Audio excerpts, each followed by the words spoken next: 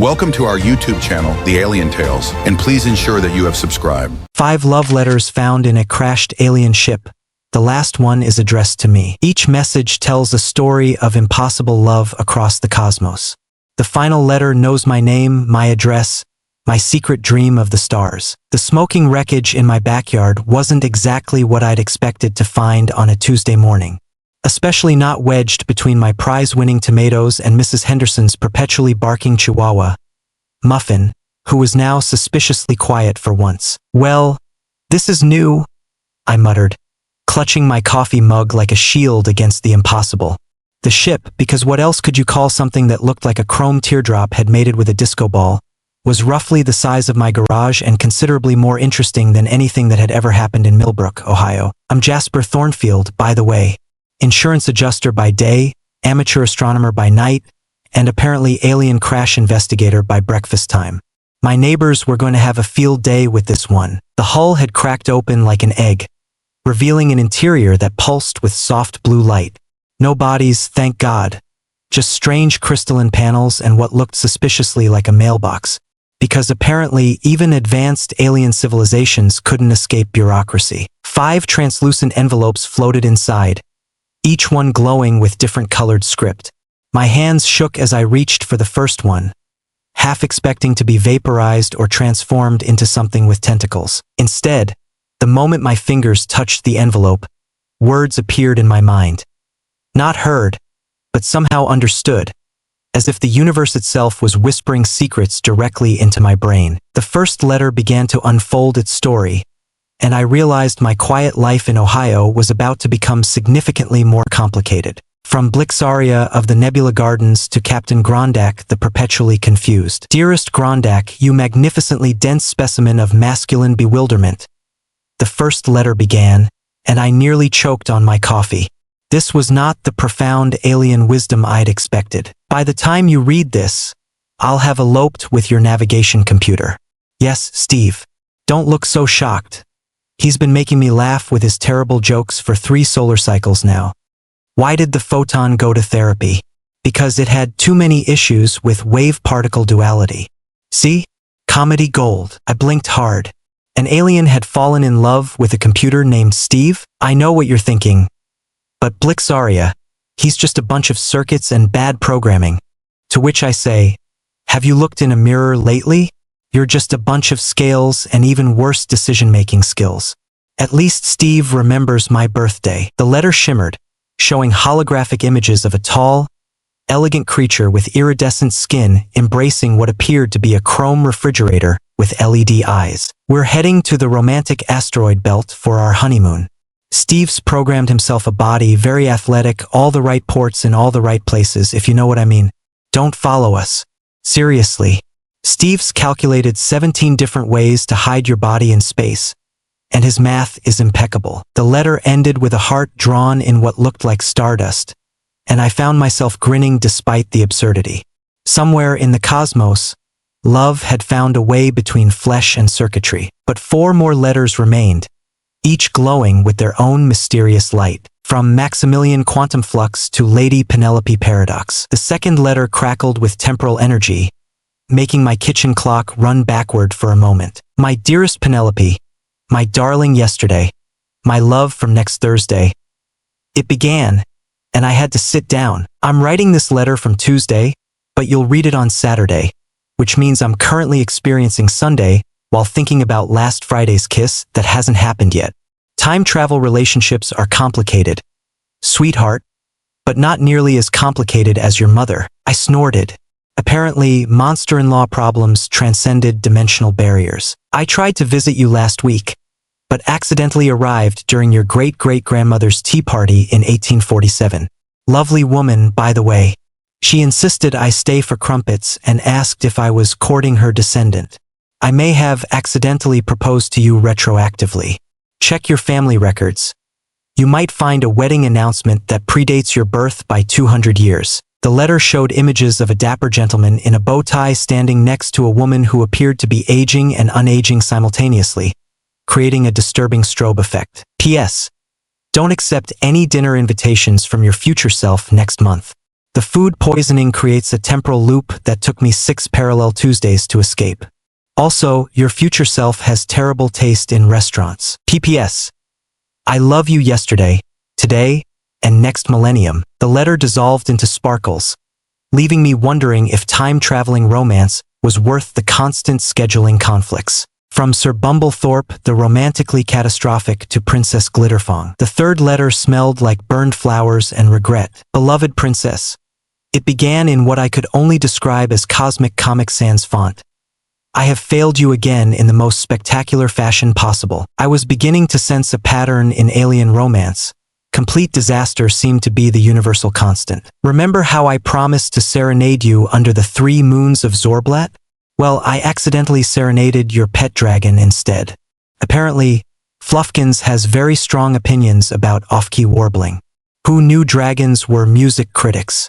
The good news is that most of my eyebrows have grown back. A holographic image showed a knight-like figure running from a sparkly purple dragon while on fire. Then there was the picnic on the floating gardens of Amorta.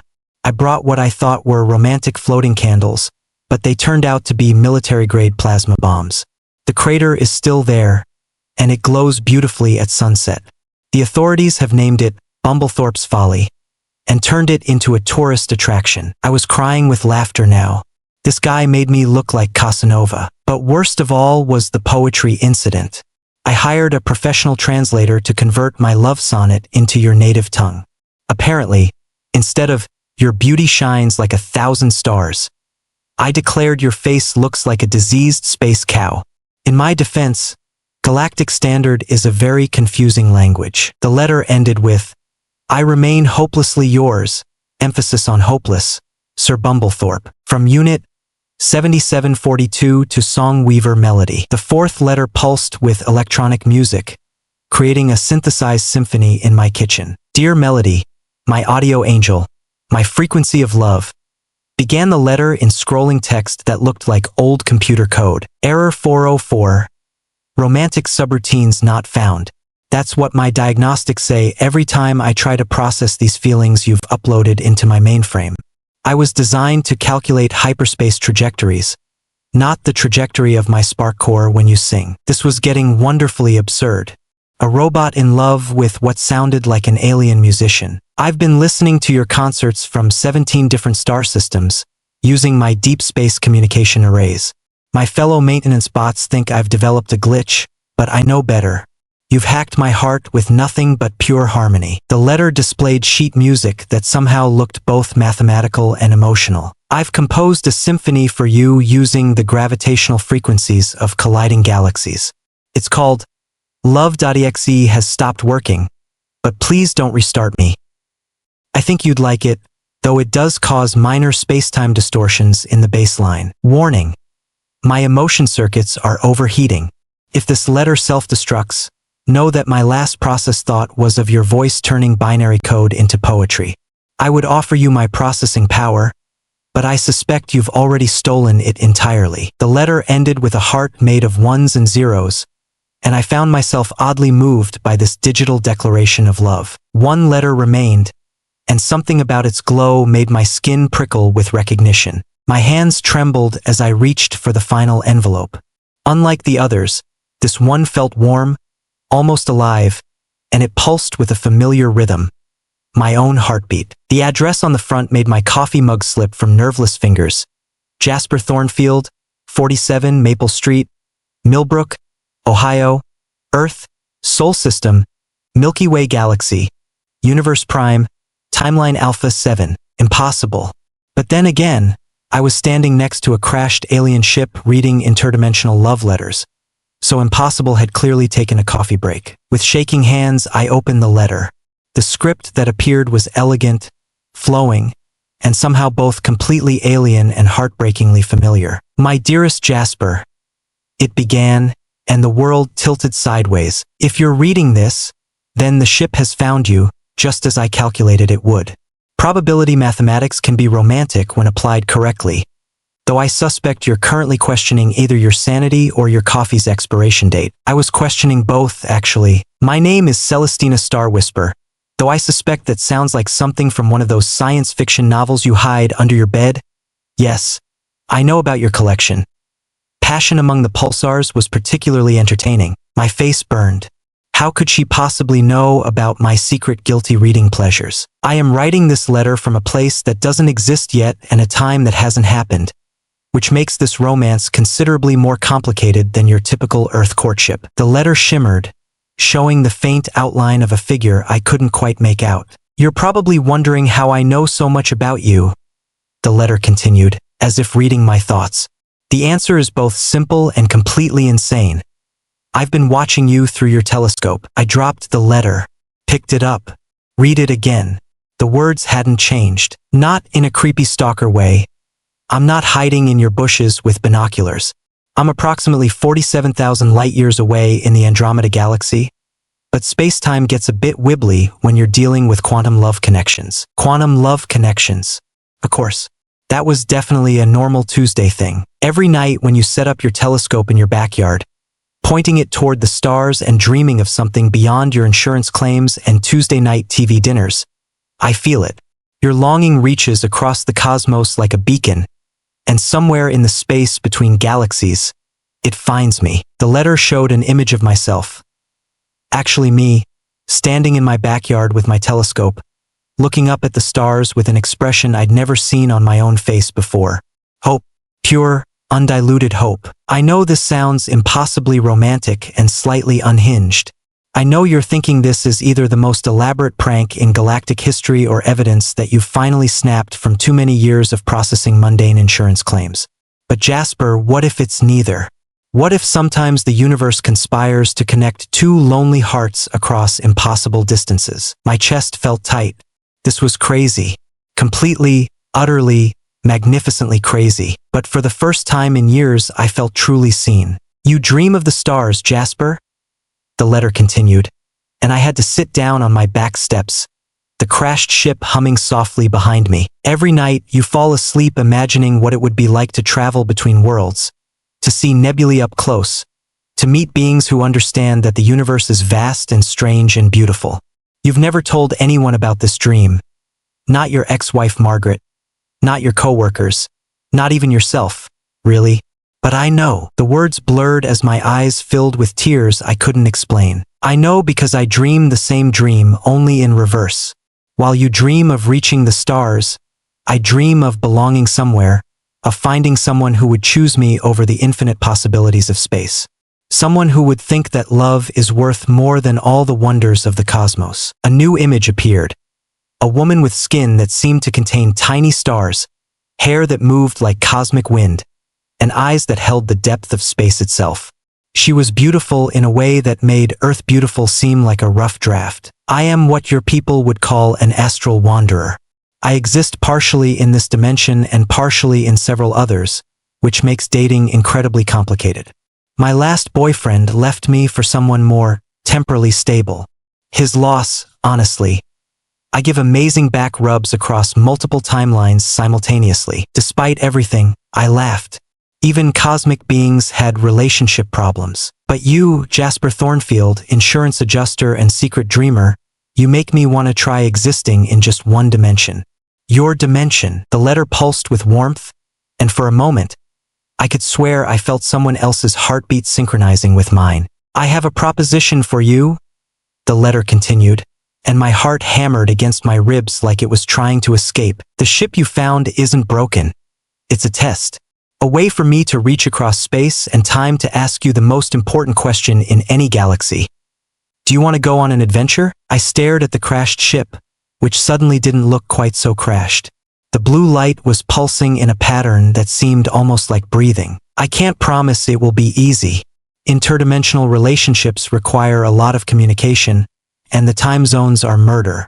There's also a 47% chance you'll be temporarily transformed into a being of pure energy at some point, though I'm told it's quite pleasant and the healthcare benefits are excellent. This was insane.